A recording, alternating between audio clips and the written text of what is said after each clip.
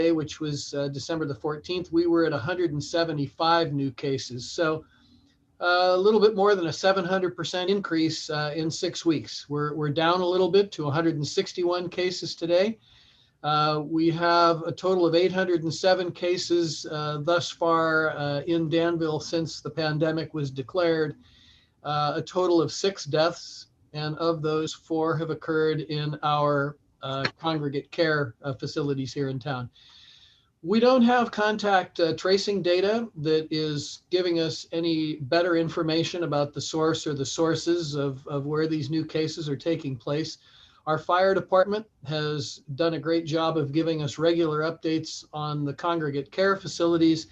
And while we're seeing an uptick in cases among the residents and the employees in those facilities, this isn't the driving force behind the latest surge, just based on the numbers themselves. A more plausible explanation at this point is that pandemic fatigue is contributing toward this, seeing people exercise less caution about how many people they're allowing themselves to come in contact with, the size of their bubbles, so to speak. All of which have been expanding and driving the rapid increase that we've seen since Halloween. So using new cases per 100,000 of population, as of today, the state was at 63.9 new cases. Contra Costa was at 36.3. Danville is at 26.2, which puts us, relatively speaking, right in the middle of the pack among the 19 cities in Contra Costa County. So 9 doing better, 9 doing worse, and Danville right in between. With respect to health order compliance and enforcement, I'm really pleased to say that despite the dramatic surge in local cases, we're still continuing to observe what we feel is a high level of health order compliance as it relates to our community and our business community in particular.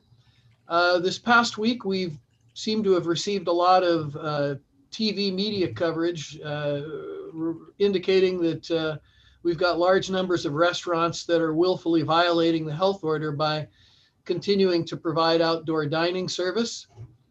In fact, we've identified, I would say, as many as 6 local establishments that have been violating the health order. But I want to emphasize that the vast majority of our restaurants are continuing to comply. Chief Shields has personally been spending a lot of hours in the field, talking with our restaurant operators and owners. And the message that we're trying to communicate has been one of education and empathy, but at the same time making it clear that the town is tasked with enforcement and it's a job that we need to do. We have been citing and in some instances reciting restaurants that continue to operate in violation of the health order. I think in the case of one particular restaurant, we've probably cited them 4 times. And we're in the process of removing 2 of the parklets that are within the public right-of-way that are associated with a couple of the restaurants where we have violations. As I've shared with council previously, but I'll say so for anyone who may be watching this meeting that's not familiar with it, the town doesn't have the authority to unilaterally shut a business down, but we are continuing to work with our county health department using the tools that are available to us in an attempt to gain the cooperation from the restaurants where we've been having the problems. Let me move now to economic development. You can see that we have our economic development manager and wizard, Jill Bergman, who is available and with us today. Council, again, is continuing to be provided with weekly business updates.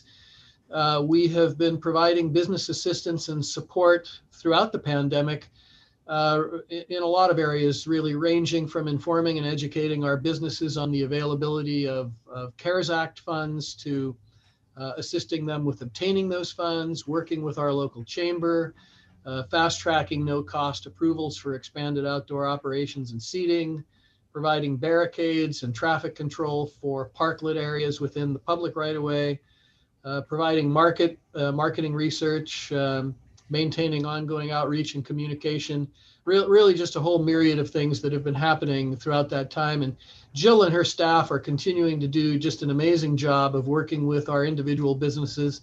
Just last month, when the council approved the $250,000 for the Forward Focus grant program, Jill and her staff, I think, parsed through about 100 different applications, ultimately, and turned those around, I might add, very, very quickly.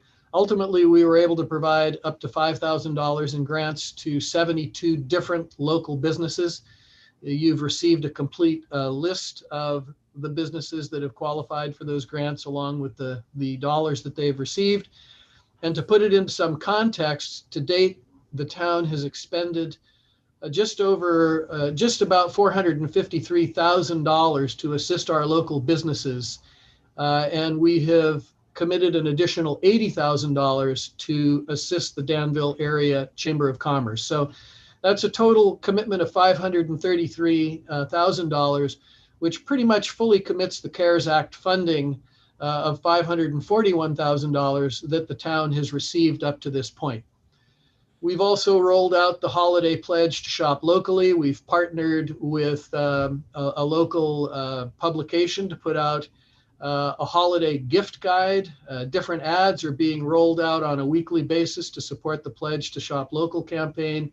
We've posted videos on the town website. So there's a lot going on. Earlier today, we had a meeting. We're now looking at how we can provide further business assistance to help with the next round of CARES Act funding. We're expecting Congress to act as soon as this Friday. And we met with our consultants, Townsend and Associates, today to talk about expanding their current role, their current contract, so that they can work with us to assist our local businesses through that process. So we will have them as a resource, and we want our businesses to be at the front of that line once that authorization happens. We're continuing to put out community messages that are seeking to offer support and encouragement, as well as urging our residents to support local businesses by buying and shopping locally, supporting our local restaurants by ordering takeout, buying gift cards. Council received a copy of the letter that we sent to the Board of Supervisors for their discussion earlier today. It was a letter, I would characterize it in support of our local restaurants. They're among the businesses that are hardest hit by the pandemic. And as I said earlier, the vast majority have really done their best to comply with the health orders, some of which have changed with very little advance notice. The ability of these businesses to continue to offer some form of socially distanced outdoor dining is really critical to their survival. And the letter that we sent stressed the need for the county to either establish the connection between this latest surge in COVID cases and the recent shutdown of outdoor dining, or consider allowing for the resumption of outdoor dining that includes all of the safety protocols. And finally, I will just add that our staff is already very actively engaging with Judy Lloyd, who's the new president and CEO at the Chamber, to assist with her onboarding into her new role and helping her to hit the ground running. Switching subjects, talk a little bit about the town's finances. We have been continuing to very carefully track our finances to monitor the pandemic-related budget impacts. You have been recently provided with an update on this in some detail. Our budget and transfers to the capital improvement program were reduced by $5 million for this fiscal year. And that was with some uncertainty as to whether or not there might be a necessity to consider further adjustments as the year went on. But as we're approaching the midpoint in the year, at this point, we expect that we are going to be able to operate within the budget that's been adopted, which is to say that we don't think that the actual is going to be worse than the forecast.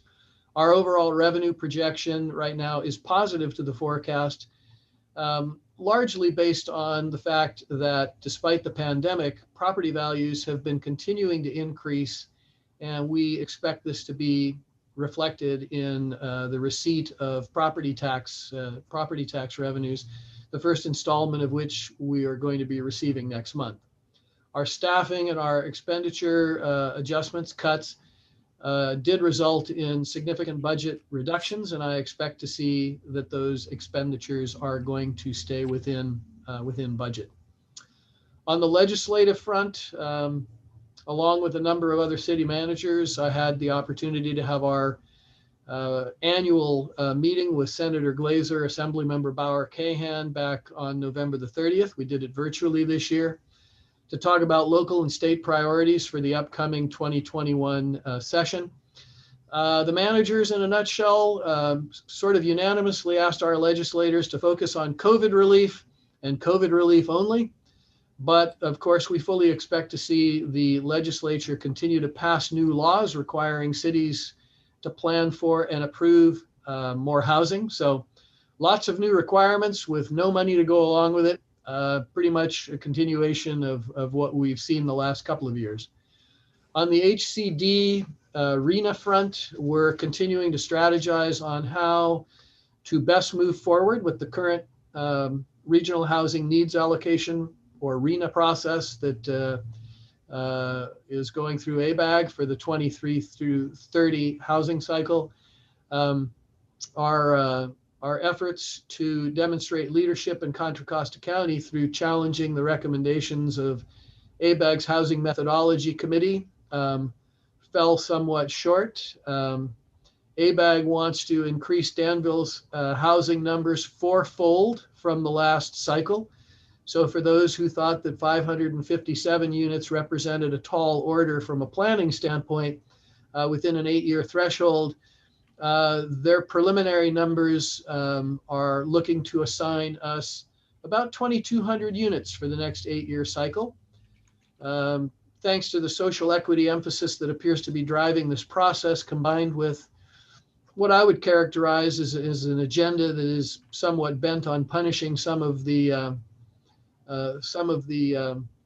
more affluent suburbs, we're in an untenable situation where, to be perfectly candid, it's going to be very difficult, if not infeasible, to plan for the number of housing units that they want to assign to us.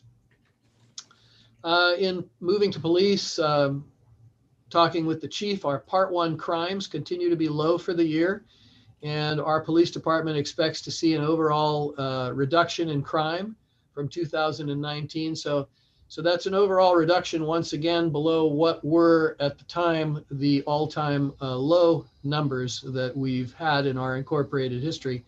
Our traffic accidents are also much lower than they were last year so far, although sadly, as you're aware, we did record our first fatality of the year last month. In fact, it was our first fatality since traffic-related fatality since 2017. So bad news, but good news at the same time. Budget-wise, our police department has been aided by the school closures and holding both of the high school resource officer positions vacant for the first half of the fiscal year. Both of these positions we are planning to refill in January as school plans to resume on a limited basis, and our department is going to be back to running full staff. The chief's continuing to do his weekly 10/8 podcast as a way to reach out to the community, continue to keep them informed on the latest goings on in the PD. And I want to compliment Chief Shields on the time and the effort that he's put into maintaining his relationships with our business community, as he has and his department have been tasked with doing some enforcement that we don't want to do, but we know that it's necessary. In development services, I'll just give you some high points, some highlights, because there's a lot going on there. In the building division, we're going gangbusters. We've had 1,400 permit applications that we've taken in so far this year. We've issued about 1,100 permits. performed 3,200 inspections and completed over 900 in-house plan checks, with 96% of those being completed and turned around on time. On the CIP front, we're continuing to move forward on the Diablo Road trail project. The topo survey that we were waiting on there has been completed, and we're moving into the design and environmental review stages of that project. The San Ramon Creek footbridge at the town green, construction of the bridge foundation, the piers is underway. The installation of that bridge is expected to occur in mid-February, and weather permitting, the project should be completed by the end of March.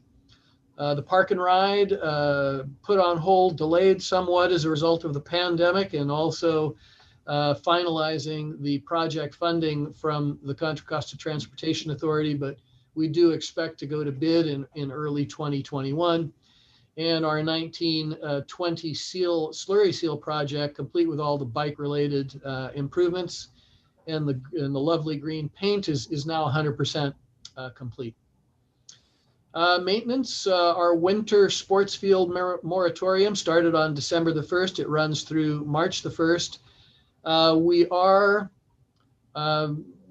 fortunately in some respects and unfortunately in others, it looks like we're dealing with a drought year here in terms of the need for us to continue to irrigate. We really haven't had much, if any, measurable precipitation so far. And so this is another potential challenge for us budget-wise as we continue to move into the fiscal year if we don't start getting some measurable rainfall here pretty quickly. Got a few things going on at Hat McGee Ranch Park, continuing to work with the Parks Commission and the Alamo MAC on replacement of the gazebo, and the Parks Recreation and Arts Commission is continuing to review those plans. We were able to get the dog park resodded this year sooner than ever because it hasn't been raining, so that's good news. We're talking to the Sports Alliance, and just to give you a heads up, they are looking at options that they want to present to us to potentially look at upgrading and perhaps even expanding the sports field lighting at Diablo Vista Park, perhaps lighting one of the fields that hasn't been lit in the past. And our staff has been busy completing a number of turf and plant replacement projects throughout town, as well as replacing over 600 raised pavement markers throughout the town, and doing some curb and gutter replacement as well. With Recreation, Arts, and Community Services, our staff is continuing to find creative options to deliver service consistent with, again, the ever-changing health order requirements, and what we can do both virtually and in person. The fall winter activity guide has been online for a while, listing and highlighting all of the classes, the programs, special events, and so on. And we have online registration available for all of those.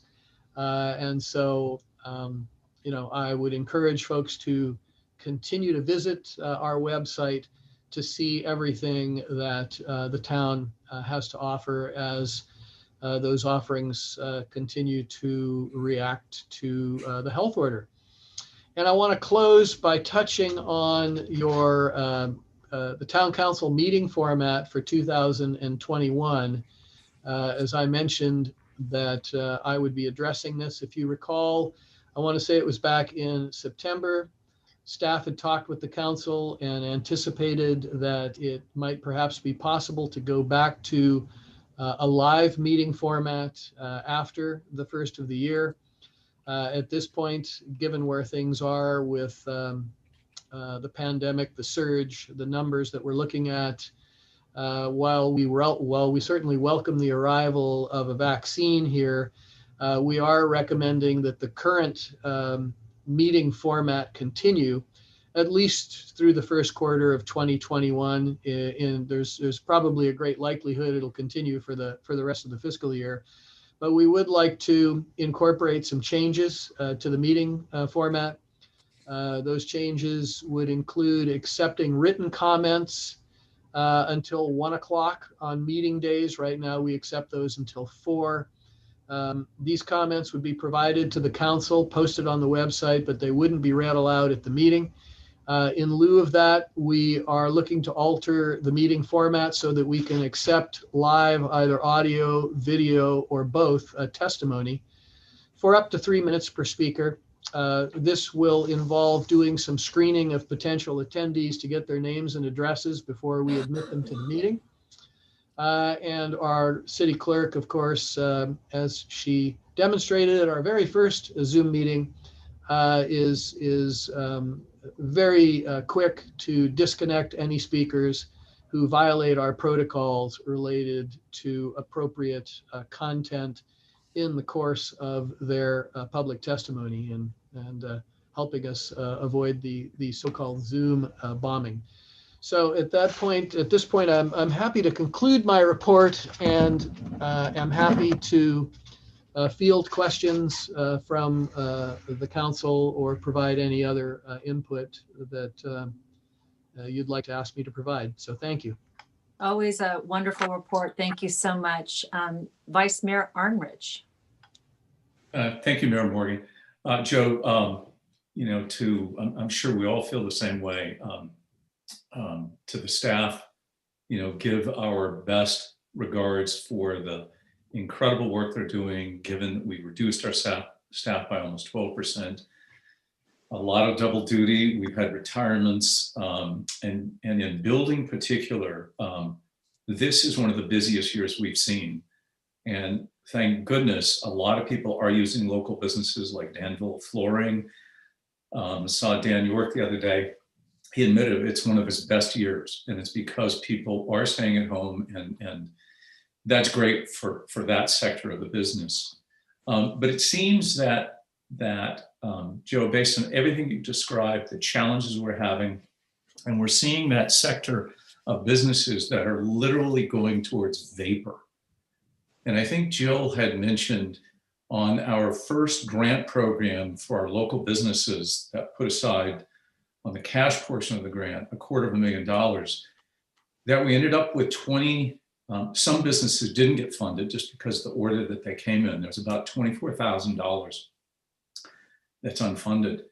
Do you think, given the severity of where we're at, and this is, suggesting just to focus on restaurants, the barbershops, nail salons, that have been forced to close multiple times, an absolute closure. And to contrast that to our retail businesses, there was a closure for everybody, but it was a short time. And we've seen some retail businesses, their business is better this year than it was last year. And that's because of the loyalty of our fellow citizens and all of us. With the CARES Act funding you talked about, Joe, we also had FEMA money that we were getting reimbursed for, but we didn't budget it. Do you think that, given our budget circumstance, we may be seeing a positive thing? And I've talked to Mayor Morgan about this because the mayor and I are this year's liaison to the chamber, that we've got to do something else. And it's this month where many businesses, of those that are specifically closed right now, they expected to be able to carry through at least break even through the end of the year, to consider putting up another $250,000 of grants that are solely restricted to go towards those businesses and closed, and also pick up those, as of whatever was today, the $24,000 of those businesses that, just because of timing and getting their application in, and it was a first come, first serve, pick up those. And, the other part that is hurting one of our most attractive parts of our downtown, Old Town Danville, are our restaurants. And as we've said it before, I think most people don't realize that these delivery services, the Grubhubs, DoorDash, they take upwards of 33% off the top of the bill, charge a delivery fee to cover their costs, and then keep the tip. And restaurants are losing money and can't afford to do that. And other communities have come out with ordinances, emergency ordinance, to limit those fees to 10 to 15%. Do you think we're in a position that we could do that to help try to save these last businesses here in this last month?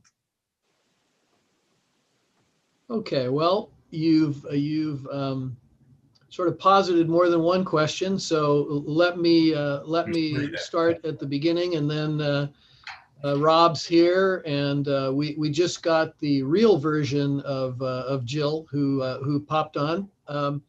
So let me start with whether or not the town is in a position to be able to provide some additional assistance.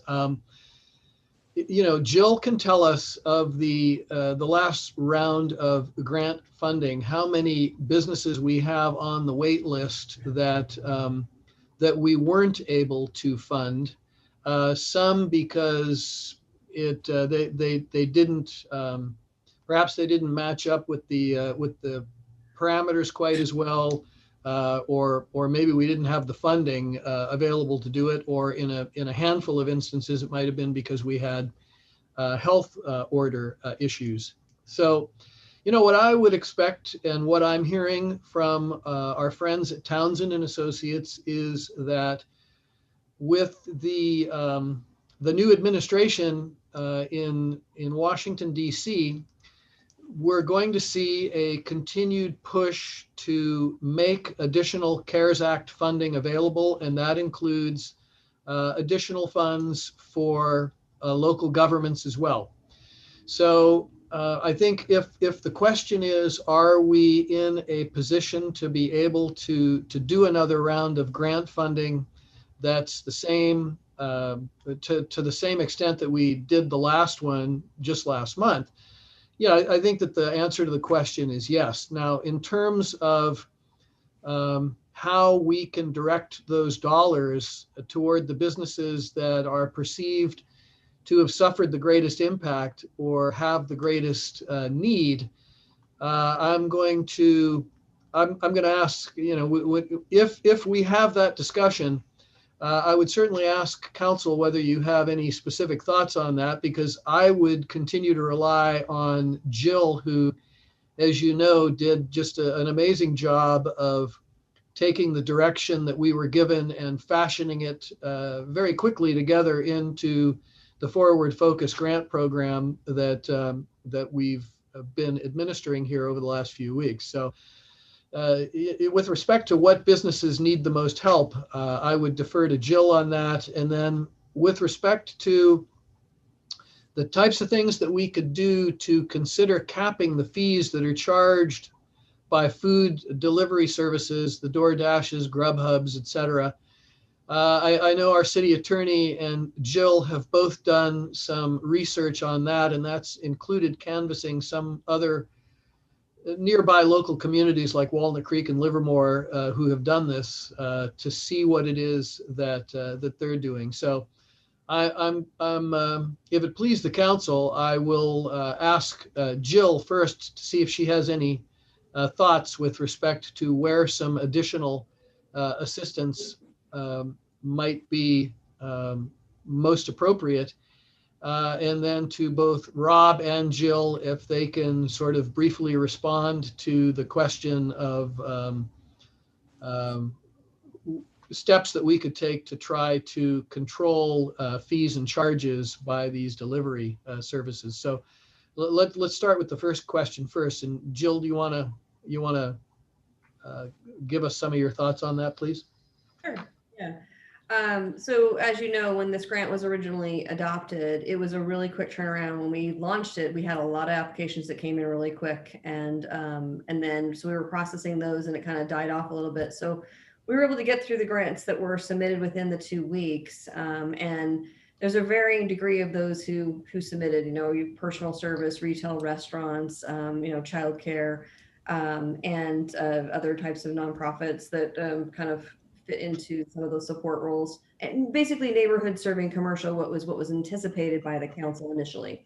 And so it is varied. I know that as we kind of talk with businesses, either on our calls, our monthly calls, or sending out, when we send out our weekly e-blast, we get a lot of emails back going, wow, I didn't know this was happening, because they just at that particular time might have read the the email a little bit more thoroughly to find out about the grant. So what we're kind of seeing is that we still don't feel like there's a good saturation of people who actually know about it, in terms of some of the businesses that really need that support. And I agree with Vice Mayor Arner's comment about personal service and fitness, and those that have been kind of really closed the longest. It would be great to be able to provide that additional funding for them, and or look to try and support them prior to, like right now, the first round was on a first come, first served basis. Perhaps we do a priority based as to the priority based of the type of business, but yet not. I wouldn't necessarily be an advocate for removing some of the other categories, just because everything's so fluid and different. And as people are learning about the support, they're coming to us. Another thing I would probably look at is maybe, the council suggested another category, which was really helpful in this first go around, because we were able to look at really what a business was doing on a case-by-case basis and say, okay, this makes sense because this is a COVID-related expense you incurred that you would not have otherwise had to incur if you were operating pre-COVID. So, things like partitions, to keep the kids safe between, at child cares, or specific, or even like our some of the other salons and spas, a lot of the medical things, they spend a lot of money having to deal with sanitation and PPE and things that would not normally have happened, that have really been a tremendous hit on that. So I would probably look also at, having a little bit more flexibility in that range, so that, if they're not going for the tent or the marketing part, that maybe we look at, okay, what is it that's really your hardest hit, and continue to do it on a case-by-case basis that makes the most sense. To a max set amount. Like right now we have set a max set amount of 500 for each type of other. So depending on what that might be. So those are the things I would probably look at maybe adjusting a little bit, but I think it's important to still keep the businesses that are neighborhood serving commercial businesses that are there, but yet that we look at it more on the priority base if we get floods in. Because, for example, we would get 10 applications in over a weekend when we'd send out an email the Friday or the Thursday for the business update. So that can add up really quickly. So we want to make sure that we're looking at it and evaluating them based on who needs the money, the funds the greatest. Great. And I think that Rob, Karen had a question. Mm-hmm. I did, and a little bit of a follow-up as well. So with respect to what we're doing on these grants, I definitely support that. I mean, when Newell mentioned some of these people that were in and out of the business, that was just a killer to find out that after you just hired your staff back, all of whom have families, kids, dogs, all the things we have at home that are expensive, and find out that they were not able to work again. So I understand some way to carve something out for that. Those people that had to shut so quickly again is really a great need.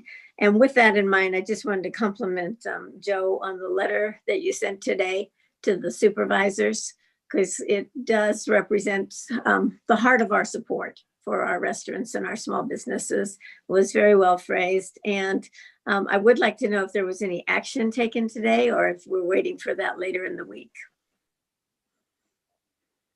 Not on our letter, Joe, but just on the issue of there were things coming out of the potential issues at the supervisors that were very concerning to us for our businesses. So I just didn't know if there was any action taken or another ordinance being formulated. And unfortunately, Councilmember Stepper, the last time I checked, they were still meeting. Still meeting. Okay. And I wasn't able to track the entire meeting. So I'm going to have to check in after the fact to see what, if any, outcomes there were. Okay. Still, well done on that letter. Thank you. I heard an update that they chose not to update the fees or to.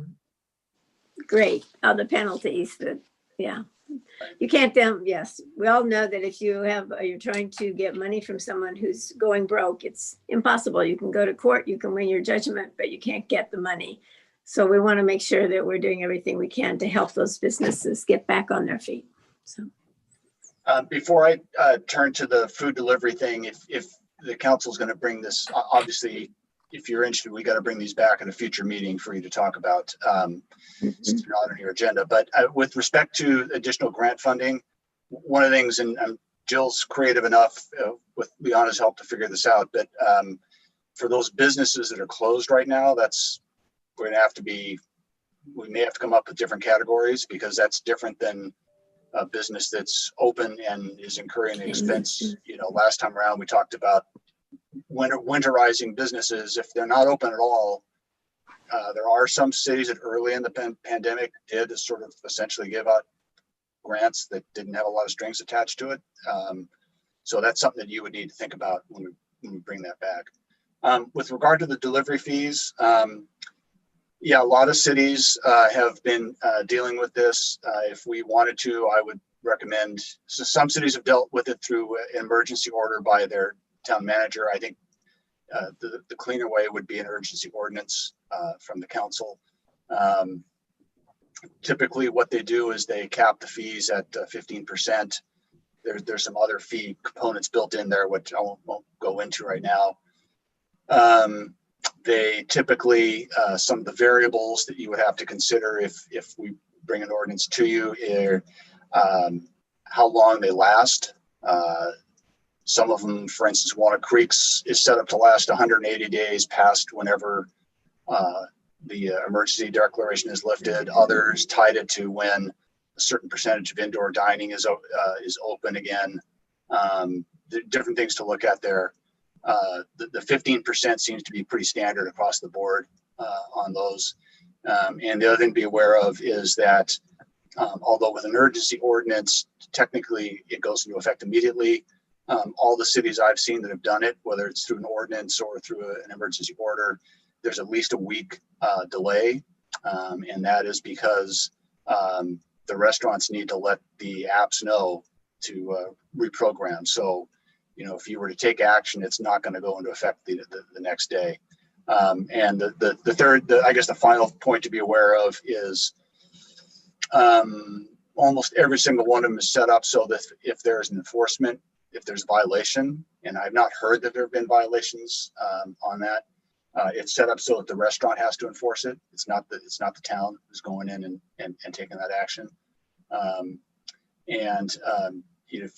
If you want to bring this back, we can have something in front of you. There are some issues associated with do these companies pass through the fees to the residents instead of the restaurants, and are there unintended consequences? But we could lay those out for you if it's something that you all want to consider.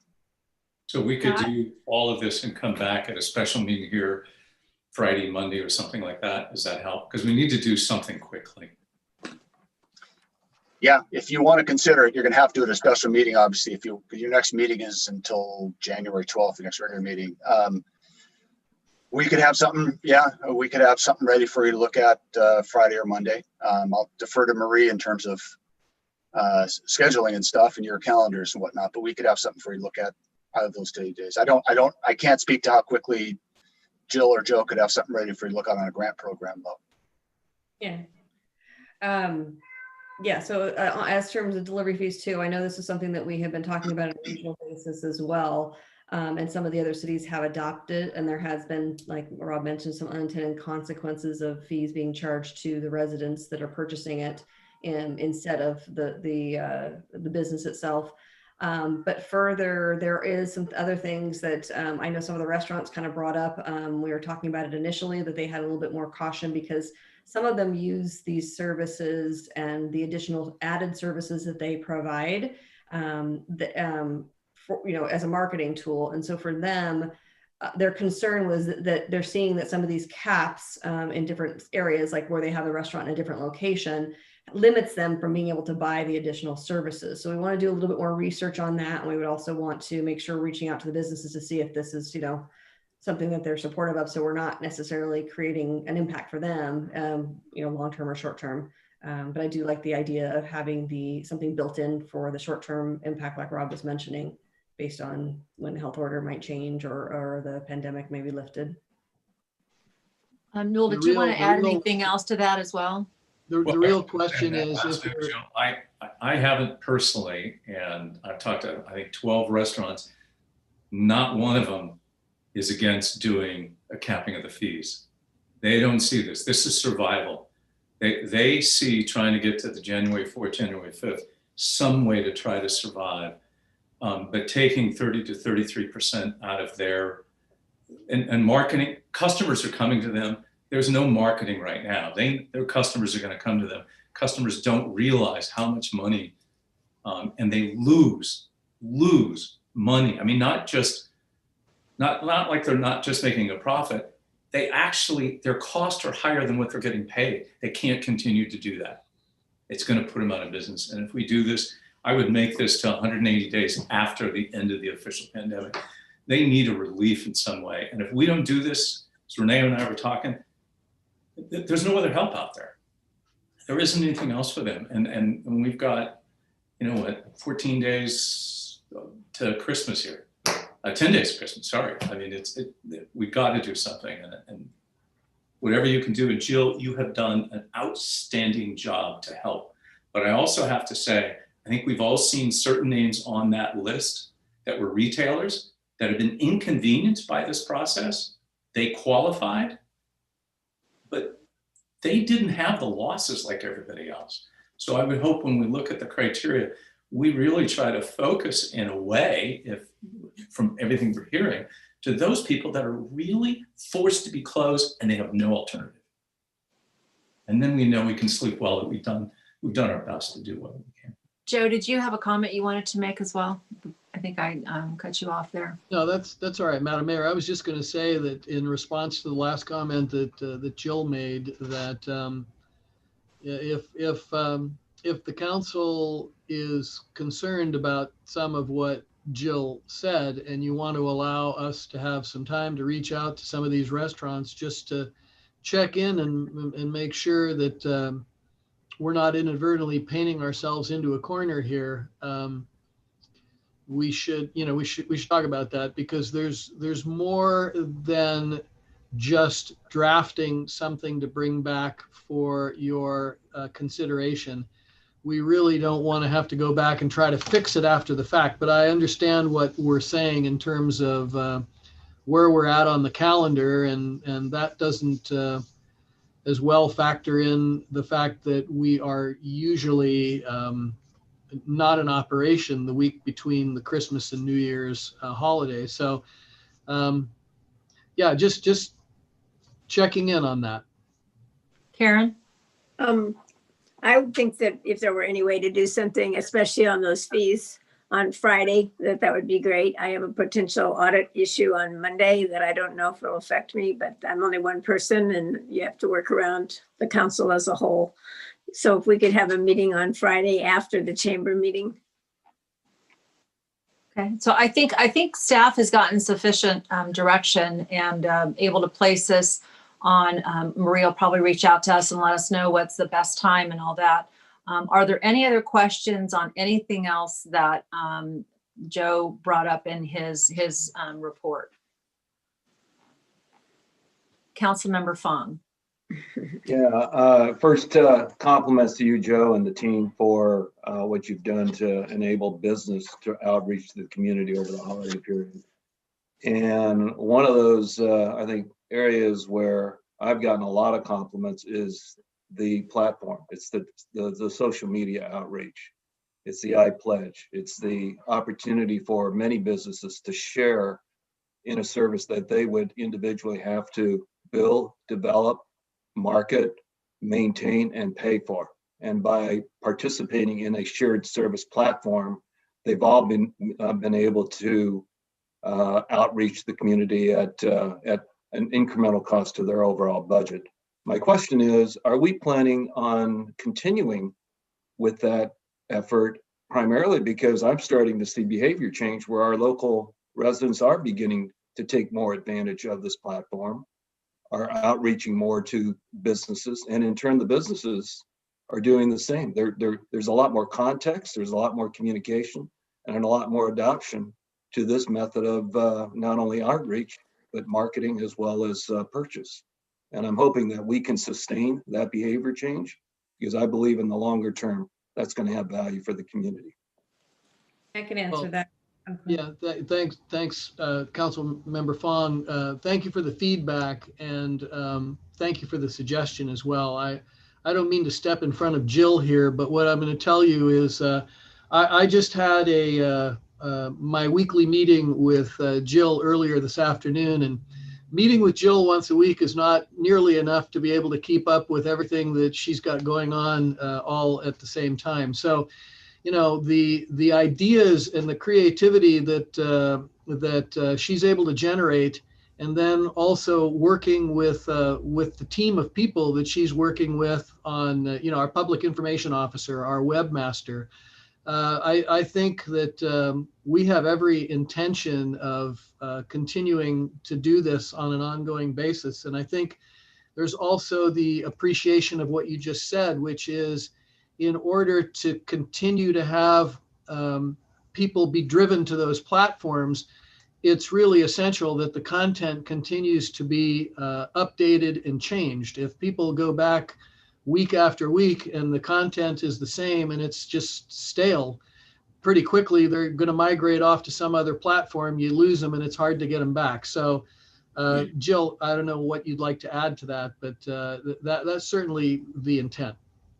Yeah, no, I was just going to add that, you know, it is our goal to ramp this up, especially into first quarter. That's a really challenging month for all businesses, especially retailers and restaurants, and especially now in a pandemic. So we are looking at what the next campaign we can do for that same reason. We've also received a really positive feedback with all the marketing materials that we've created and put on our website and given away free to the businesses. They want to take them, download them, use them. It's been well received on that, and we're seeing a lot of reposts and use on that, as well as signs that any of the signs that we've created that you've seen around town, the lawn signs. We've put up those images on our website as well, and our next step actually is to contract with our local sign company, so that if a business wants to acquire one of the signs, they can go and look at the images they like, pick 2 of the images because they're double-sided, and just, you know, place an order with Signorama directly to pick up a sign to put in their to put in front of their store. This helps alleviate a little bit for us also having to, you know, print them and go out. And so as we start changing those messaging and outreach as we move forward, it'll provide just another resource for them. So we're thinking of a lot of different creative ways of how we can continue this. Right. Great. Are there any other comments? This has been a great discussion. Councilmember Storr.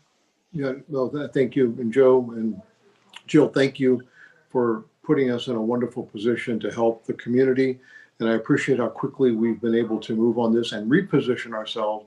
And, you know, when we talk about a fluid environment, I mean, we're making changes almost, you know, daily, weekly, you know, immediately.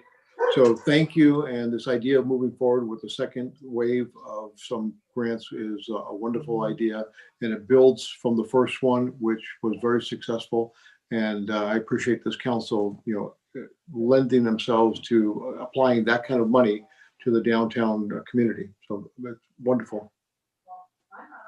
Great. That's fantastic. Any other comments on this? Any other discussion? Great. Let's go ahead and move on then to item number 7, which is communications. Marie? Yes, we just wrapped up one recruitment that did not yield any applications for the youth member on the Arts Advisory Board. So we're going to continue that recruitment. It will be to fulfill a term ending on June 30th, 2022, and it's a volunteer position open to all Danville residents of high school age. The application is available on the town website, and the recruitment will remain open until filled. Great. Well, thank you for that. Thank you for that update. We appreciate it.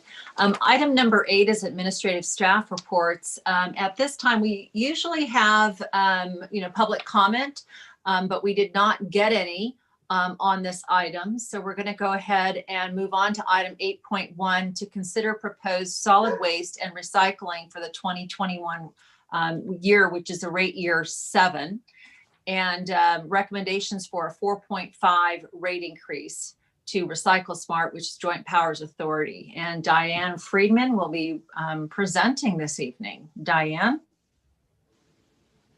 I think Diane is frozen. Diane is not there. Okay. There she is. Oh, there she is. All There right. she is. Well, thank you. I'm on tape delay this evening. Good evening, Town Council. As the mayor mentioned, the staff report before you is item 8.1 to consider solid waste and recycling rate year 7 and forward a recommendation of a 4.5% increase to Recycle Smart Joint Powers Authority. We've been a member of the Joint Powers Authority named Recycle Smart since 1994 to provide solid waste and recycling services. We share membership with Moraga, Orinda, Lafayette, Walnut Creek, and unincorporated areas of Contra Costa County. The benefit to this combined membership is a creation of economies of scale of solid waste expenditures, which are among the lowest in the East Bay and also keeps our service levels high. Recycle Smart is governed by a board of directors composed of 2 members from each agency. Vice Mayor Arnerich and Councilmember Stepper currently serve on the board of directors. Mayor Morgan will be assuming the Councilmember Stepper's board position as of January 1. Vice Mayor Arnerich and Councilmember Stepper, from a staff perspective, we thank you for your support as a board member. Recycle Smart, as mentioned, is currently entering rate year 7 of the service under the 10-year agreement. Recycle Smart will be considering their 2020 rates at a public hearing on January 28th. New rates become effective on March 1st of 2021. These rates, the rate costs are associated with delivering services required to serve their customers. The rates that are charged go into paying the hauler, Republic Services, and Mount Diablo Recycling, maintaining adequate reserve levels to account for unexpected fluctuations in service costs, administrative fees, the reuse and cleanup program, franchise fees, and the vehicle impact fees, which are charged to mitigate the impact that the refuse collection vehicles have on our streets townwide. For the upcoming year, the total revenue requirement is just over $11.4 million. And as a result of this, the rate increase recommendation is 4.5%. The table on the back of your staff report illustrates the rates of the service in other cities. We use a 32-gallon container as the benchmark. The cost increase of 4.5% equates to $1.40 per month rate increase on a residential account. The lowest rate increase in the JPA it proposed is 4.43. The highest will be 7%. Our rate adjustment is still competitive and below average of the East Bay cities. We're focused on maintaining our reserves as we move into the last 3 years of our franchise agreement, as recycling costs continue to increase and costs associated with the implementation of SB 1383 come into focus. This will continue to create rate pressure and the likelihood of utilizing those reserves to offset future increases. The 10% franchise fee is charged to the service providers for exclusive rights granted to deliver the service. The vehicle impact fee to offset the almost 40% of wear and tear on our street systems. As you are all well aware, we invest millions of dollars in maintaining our streets for drivers and bicyclists. All franchise fees and vehicle impact fees are reinvested in Danville's street system through street maintenance and the pavement management program. We are recommending you approve forwarding a recommendation for a 4.5% increase to Recycle Smart for consideration at their January 28th public meeting. That concludes my report, and with that, I will turn it over to you, Mayor Morgan, to facilitate any questions or comments. Thank you, Diane, for that thorough report. I so appreciate it. Are there any questions from council to Diane? And we did not receive, okay, Councilmember Fong. Yes, just one question. The effective date when this rate would take effect on the residents would be when? Effective as of March 1st, 2021. Okay. It would hit their first bills as of March 1st. Okay, great. Thank you. Well, it would hit their first bills subsequent to the March 1st date. Right. Okay, thank you. Are there any other questions? I am under the understanding we did not receive any public comment on this, so I'm going to bring it back to the council. Vice Mayor Arnerich. Thank you, Mayor Morgan. Also, I just want to thank Diane for her work in stepping up to be town staff liaison to this. As you know, this JPA that was formed many years ago, we have been very fortunate, given the contracting abilities we've had, to consolidate enough people into this system in the joint venture, which has resulted in us having really, really competitive rates. If you look back over the past 25 years, we're barely at inflation. And that's because as the contracts have been reset and rebid, they've given us opportunity to get more competitive prices. But what we should all really be proud of in this area is the amount of recycling we're doing. The whole idea is to get people, and a reminder, I haven't even reminded somebody on this call, the green container and the blue container is absolutely free. Order the largest one you want. If you want a larger one, call up Recycle Smart. They'll direct you back to our hauler. They will bring out for free the largest recycling container. And if you recall, the green container includes food waste and yard waste. 100% of that goes to anaerobic digester that produces one of the most pure and wonderful recycled product for fertilizer, and it also produces electricity. So it actually is something that begins to pay for itself. While we've had challenges for the blue container for general recycling of plastics and glass and metal, because many of the sources of the places that we used to be able to recycle with, and this is throughout the world, have stopped, and it's much harder to do that. So the focus now through legislation is to get the manufacturers, and that includes all of us that use iPhones, is to get the manufacturer to allow that battery to be removed easily and not by having to destroy the phone to get to it practically. So our area, particularly Danville, we have one of the highest recycling rates, and we should feel good about this and all of the things that we've set in place to help encourage that. We will be coming up back to the council in approximately 2 years with a new contract under a new set of rules and some new very tough laws that we're going to have to deal with. But I know in Danville, we'll get it done, and we'll do it the Danville way. And with that, I would move this item as presented. Second. I have a first and a second. Marie, can you do the roll call, please? Yes, Councilmember Fong, Approve. Councilmember Stepper, Yes. Councilmember Storer, Yes. Vice Mayor Arnerich, Yes. and Mayor Morgan. Yes.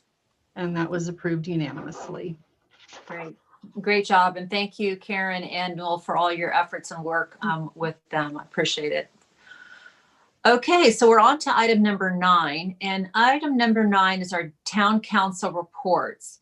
And I would like to go ahead and start with and let you know that we'll be approving each one of these as we go through them. So I'll go on to item 9.1, which is to appoint a planning commission representative to the design review board for a 4-year term beginning on January 1, 2021. Do I have a I'd like to move recommendation? approval of Bob Combs. Okay, I have a motion. Do I have a second? Second. Second. Robert, rookie mistake. You got to turn your mic on. I saw him, but I thought, okay, well, I better wait. Maybe he didn't. I'm better now. Thank you. Okay, good. Roll call. Okay, we have a motion by Councilmember Stepper and a second by Vice Mayor Arnerich. Councilmember Fong, Yes. Councilmember Stepper, Yes. Councilmember Storer, Yes.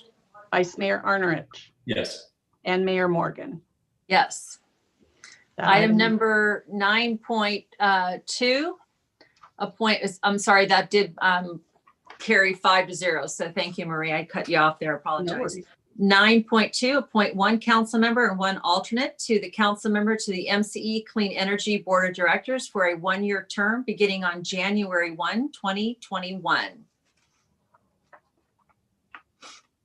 And we all should have our liaison assignment list as well. Yeah. I thought you were going to read those, Renee, for us. Yes. Would you like me to? I'm happy Yes. to do that. So I have Councilmember Fong with an alternate as Councilmember Storer. So moved. Okay, I have a motion. Do I have a second? Second. I have a second. Roll call. Okay, Councilmember Fong, Yes. Councilmember Stepper, Yes. Councilmember Storer, Yes. Vice Mayor Arnerich, Yes. and Mayor Morgan. Yes. Approved unanimously. 9.3, appoint 2 council members to Recycle Smart Board of Directors for a 1-year term beginning January 1, 2021. That would be Arnrich Morgan. So moved. Second. Okay. And this roll call vote is to appoint Mayor Morgan and Vice Mayor Arnerich to the Recycle Smart Board of Directors. Councilmember Fong Yes. and Councilmember Stepper, Yes. Councilmember Storer, Yes. Vice Mayor Arnerich, Yes. and Mayor Morgan. Yes. That was approved unanimously. Okay. Item 9.4 is to appoint 1 council member and 1 alternate council member to the County Connection Board of Directors for a 1-year term beginning on January 1, 2021. I have listed Storer and alternate as Fong. So moved. Second. Okay, and this is to appoint Councilmember Storer as a regular member and Councilmember Fong as an alternate member to the County Connection Board of Directors. Councilmember Fong, Yes. Councilmember Stepper, Yes. Councilmember Storer, Yes. Vice Mayor Arnerich, Yes. and Mayor Morgan. Yes. Approved unanimously. Okay. Appoint item 9.5, 1 council member and 1 alternate council member to the Tri-Valley Affordable Housing Committee for a 1-year term beginning January 1, 2021. I have Morgan and alternate Arnrich. So moved. I have a Second. motion. Do I have a second? I have a second from Dave Fong. Okay, and this is to appoint Mayor Morgan as regular member and Vice Mayor Arnerich as alternate member. Councilmember Fong, Yes. Councilmember Stepper, Yes. Councilmember Storer, Yes. Vice Mayor Arnerich, Yes. and Mayor Morgan. Yes. Approved unanimously. Item 9.6, appoint 2 council members and 1 alternate council member to the Traffic's Board of Directors for a 1-year term beginning on January 1, 2021. I have Arnrich, Morgan, and alternate Fong. So moved.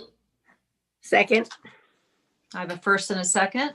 Okay, and this is to appoint Mayor Morgan and Vice Mayor Arnerich as regular members and Councilmember Fong as alternate member. Councilmember Fong, Yes. Councilmember Stepper, Yes. Councilmember Storer, Yes. Vice Mayor Arnerich, Yes. and Mayor Morgan. Yes. Approved unanimously. Item 9.7, appoint 1 council member and 1 alternate council member to the Tri-Valley San Joaquin Valley Regional Rail Authority for a 1-year term beginning January 1, 2021. I have Stepper and alternate Fong. So there's an issue here. I brought it up last year under the bylaws for Valley Link, which is what it's known as. They do not allow alternates. You can have somebody you want to appoint that comes and sits in if I missed a meeting, which I don't, but anyway. And we just, that's, the issue is they always have the same people coming to all the meetings, and that's why they set that rule. Okay, so if you are not able to make a meeting, we will have Councilmember Fong be able to sit in for you. How is that? That's fine. And Okay. Andy Dillard comes to the meetings too. So Okay, moved. My So pleasure. moved. okay. I have a motion. Do I have a second? Second. I have a second for Councilmember Storer. Marie? Yes, Councilmember Fong, Yes. Councilmember Stepper, Yes. Councilmember Storer, Yes. Vice Mayor Arnerich, Yes. and Mayor Morgan. Yes. Approved unanimously. Okay, great. Thank you. Now, item 9.8 are any town council updates. Do we have any updates, any liaison updates, or anything like that from the council? Yeah. Sorry. Councilmember Stepper? On Valley Link, which is of course otherwise known as the Tri-Valley San Joaquin Valley Regional Rail Authority. We are now at Scott Haggerty's last meeting. A lot of people are giving him proclamations. There might be a desire to do something like that for Scott. He's been here. He has changed transportation in our area. He's been an amazing leader of this project, and that's why it's moving forward. The vice chair is going to take over as the chair now, Veronica. She's the mayor in Stockton. So at any rate, Scott Haggerty is just moving to another state, so he's not going to be really available except on a consulting basis. But he has been the driving force for this project and many more. Thank you. Thank you for that update, and we'll look into that as well. I also wanted to report out that on Thursday, Vice Mayor Arnrich and myself will be attending the San Ramon Valley Unified School District meeting. Their meeting currently is running simultaneously with ours, and they are discussing whether or not the schools will be continued to be opened on January 5th. So we're waiting to hear back from that. We heard that today in our traffics meeting.